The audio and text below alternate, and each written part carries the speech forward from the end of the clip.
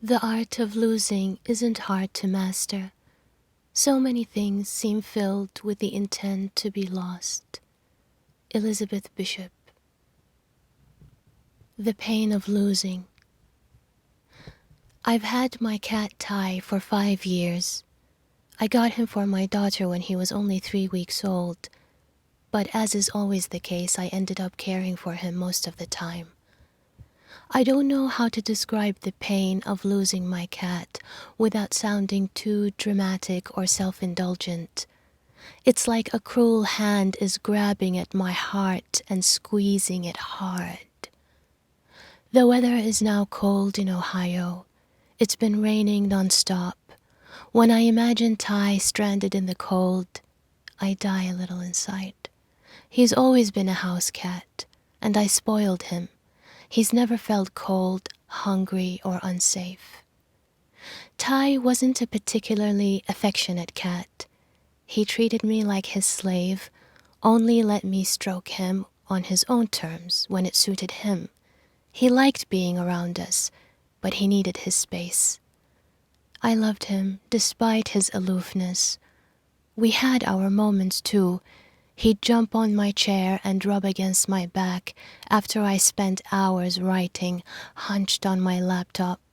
His soft, warm fur reminding me to relax my tense body and bring my attention to something other than the screen.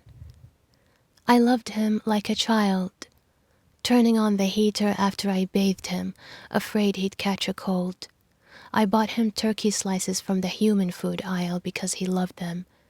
I got down on the floor to give him his daily belly rubs at 6:30 in the morning after he had his breakfast because he trained me to do so. I have a picture of him next to my daughter's picture in my bedroom. In winter, I put an extra blanket in his bed and move his bed nearer to the radiator. When we have pancakes, he likes to lick the leftover syrup off our plates. In a way, loving a cat is true love, because cats almost never reciprocate affection, a love for which you expect nothing in return. What makes losing him so terrible is that it didn't happen at home. I booked a cottage in the countryside of South Charleston for 2 days to celebrate my birthday. I didn't want to leave him at home alone, big mistake, so we took him. He must have snuck out without us noticing. South Charleston is a farm town, cornfields and tall untamed grass and woods as far as your eyes can see. As I stood in the middle of a cornfield and called out, "Ty, Ty, Ty," I felt tiny and silly and irrelevant, my voice vanishing in the immensity of that space. I called all the shelters, the vets. I posted Ty's pictures on all the Facebook accounts dedicated to lost animals in South Charleston. All the residents are farmers and animals go missing all the time. I go back to those lost pets pages 3 or 4 times a day, refreshing them and scrolling through a sea of lost cats and dogs. I have a mini breakdown every time I spot a tabby cat that looks like Ty. Every time my phone pings for a text or a notification, I imagine someone from the shelter is calling to tell me they found him or found his corpse. And now, my birthday will always be associated with losing my cat, and it breaks my heart. It breaks my heart. I say to myself, he will come back. They will find him. He's always been my cat. He's not gone forever. This isn't how I imagined the end. I always imagined him growing old in my care. I imagined myself telling people that he's a 22-year-old cat, ancient in cat years. I imagined he'd grow deaf and more grumpy, and I'd still love him and cater to him.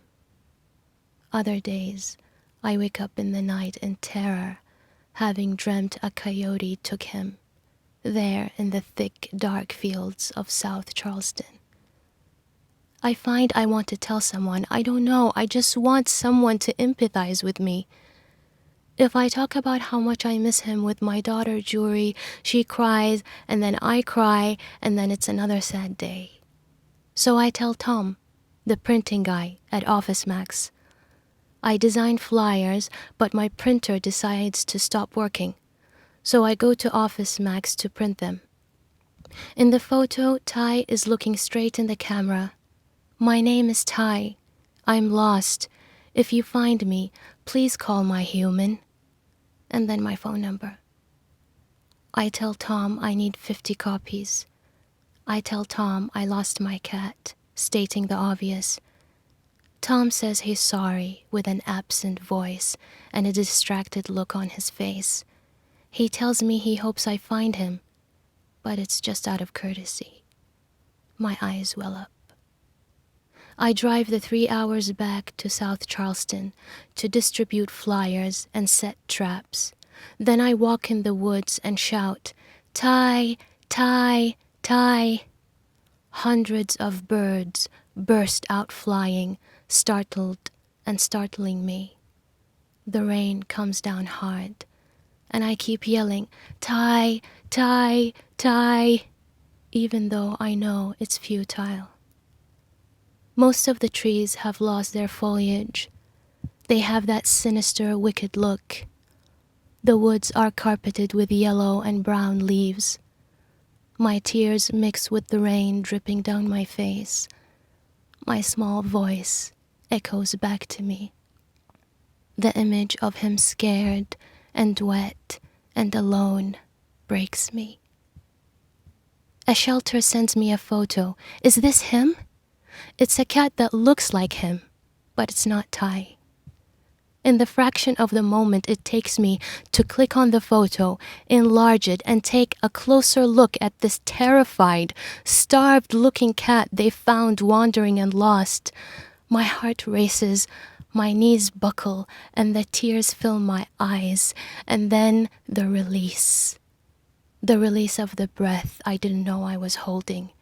The release of the hope that is as desperate as the fear that chokes me. Then I unwillingly go back to gripping the worry, the fear, and the hope. When I stare at this cat, who is not my cat, I squint hard, trying to find similarities.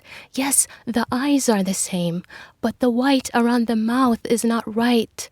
The stripes are not as defined. Maybe he's just dirty? That's why his face is darker and the stripes almost fade into a block gray color? I try to convince myself that this strange cat is my cat. Will it always be like this? Will I keep living in hope and fall apart when they find a cat that looks like him? What is easier, to live in hope or to submit to the loss? I wallow in my guilt.